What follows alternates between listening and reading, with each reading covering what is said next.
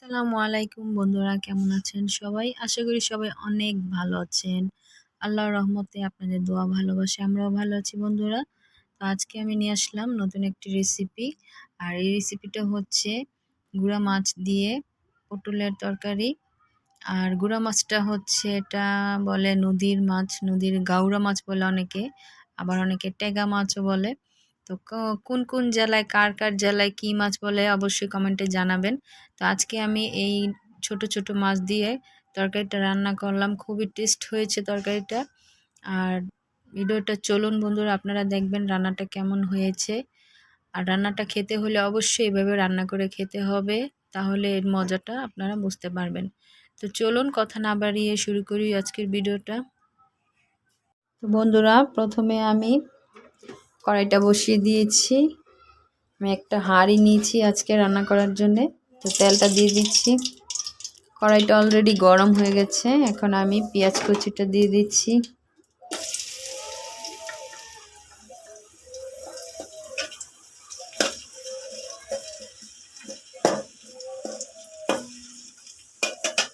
তো পেঁয়াজ কুচিটা আমি একটু ভেজে নেব।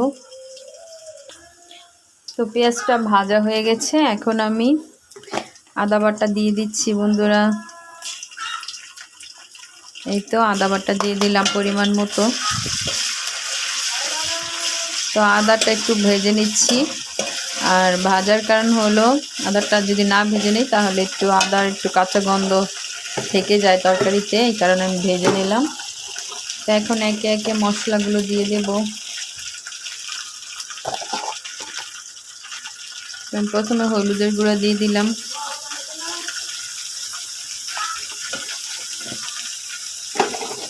হলুদের গুঁড়াটা আমি দিয়ে দিচ্ছি 1 চামচ পরিমাণ, বেশি করে দিয়ে দিচ্ছি। আর মরিচের গুঁড়াটা দিয়ে দিলাম এই যে 1.5 চামচ। আর এখন লবণটা দিয়ে দেব। লবণটা পরিমাণ মতো আপনারা দিয়ে নেবেন, লাগলে আগে পরে দেওয়া যাবে। তো কষানোর জন্য সামান্য পরিমাণ পানি দিয়ে দেব এখন।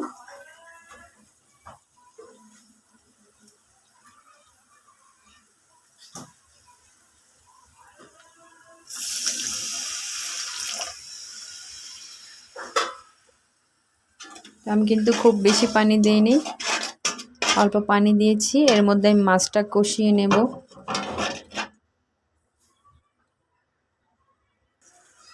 তো এই তো খুব সুন্দরভাবে কষানো হয়ে যাচ্ছে। তো আমি এর মধ্যে এটা কিন্তু বেশিক্ষণ কষাবো না, এর মধ্যে আমি মাছগুলো দিয়ে দিব। মাছগুলো হচ্ছে কাঁচা মাছগুলো। আর কষিয়ে যেটা রান্না করে অনেকে এটা বলে কাঁচা রান্না বা কষানো রান্না। আমি এটা ভেজে নেব না। মাছটা চামড়াটা হচ্ছে একেবারে পাতলা। আর এই মাছটা তো আমি আগেই বলেছি এটা হচ্ছে নদীর গাউরা মাছ বলে এটাকে অনেকে।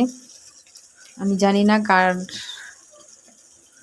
জেলায় কী মাছ বলে এটা।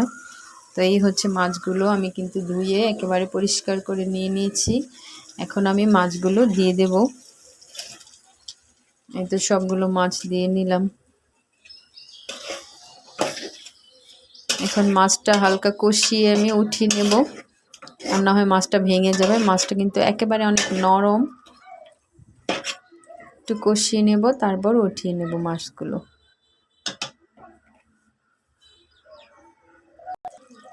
তো বন্ধুরা, মাছটা কিন্তু কষানো হয়ে গেছে। আমি অল্প আঁচে মাছটা কষিয়ে নিলাম। এখন আমি এক এক করে মাছগুলো তুলে নিচ্ছি। দেখুন,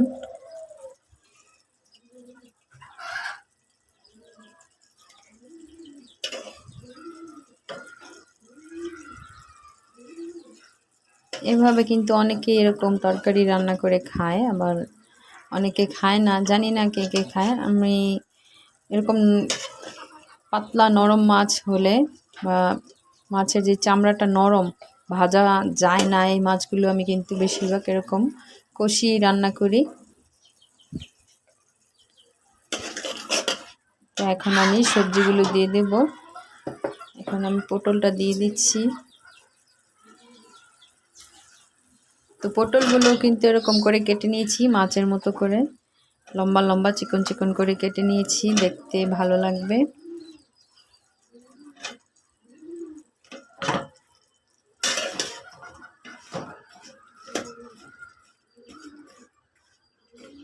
তো আমি এখন একটু ঢেকে দেব এটা, যে রসটা আছে কষাতে যে পানিটা দিয়েছিলাম এখানে কিন্তু বেশ পরিমাণ আছে, এতে কিন্তু তরকারিটা আমি কষিয়ে নেব।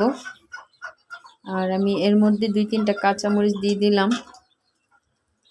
এটা অপশনাল, আপনারা দিতেও পারেন নাও দিতেও পারেন, যে যেমন ঝাল খাবেন তেমন দিয়ে নেবেন।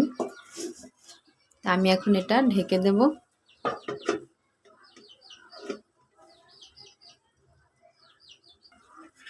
তো বন্ধুরা দেখুন আমি কিন্তু এর মধ্যে কোনো পানি দেইনি।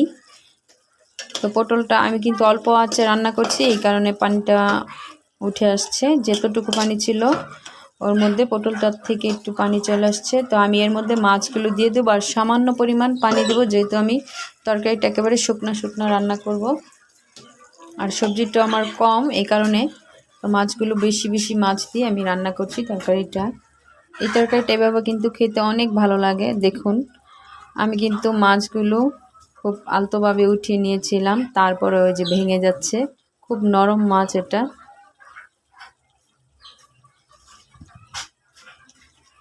এখন আমি একটু পানি দিয়ে দিচ্ছি।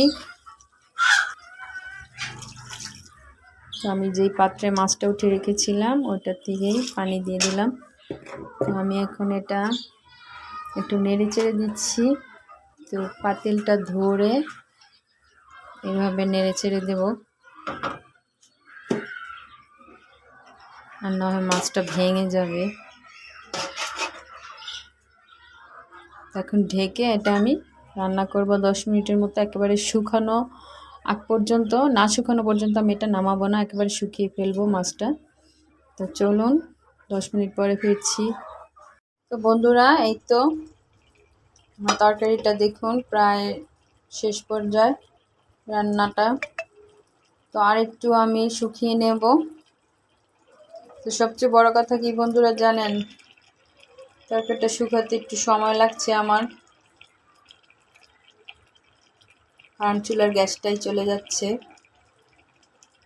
তারও কিছুক্ষণ শুকিয়ে নিয়ে তারপর আমি আপনাদেরকে দেখাচ্ছি। তো বন্ধুরা অবশেষে দেখুন আমার তরকারিটা কিন্তু হয়ে গেছে। তো আশা করি তরকারিটা অনেক ভালো হবে। আর এটা আমি আগেও খেয়েছি, খুব মজার একটা টেস্টি একটা তরকারি, খেতে খুবই ভালো লাগে। আর গরম গরম ভাত দিয়ে তো কথাই নেই। তো এখন আমি ধনেপাতাটা দিয়ে দেব। ধনেপাতাটা দিলে কিন্তু খুব সুন্দর একটা ফ্লেভার আসে, আর মনে হয় কি রোজা রোজা, এই বুঝি রোজা চলে আসছে আমার কাছে মনে হয়। তো আশা করি এই রান্নাটা কিন্তু করে আপনারা একবার হলেও খাবেন, অবশ্যই ট্রাই করবেন।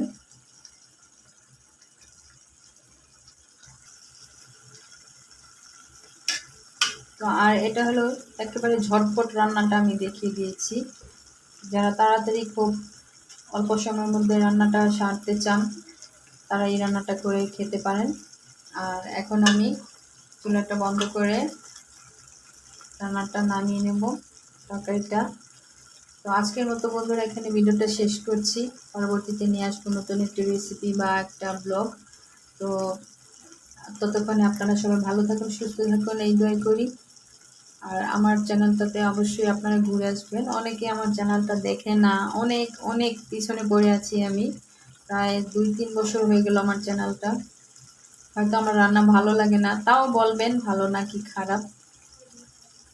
তারপরও মনে অনেক আশা ইচ্ছা আছে, দেখি আপনাদের মন জয় করতে পারি কি না, একটু কষ্ট করি। তো আজকের মতো এখানেই শেষ করছি বন্ধুরা, আল্লাহ হাফেজ।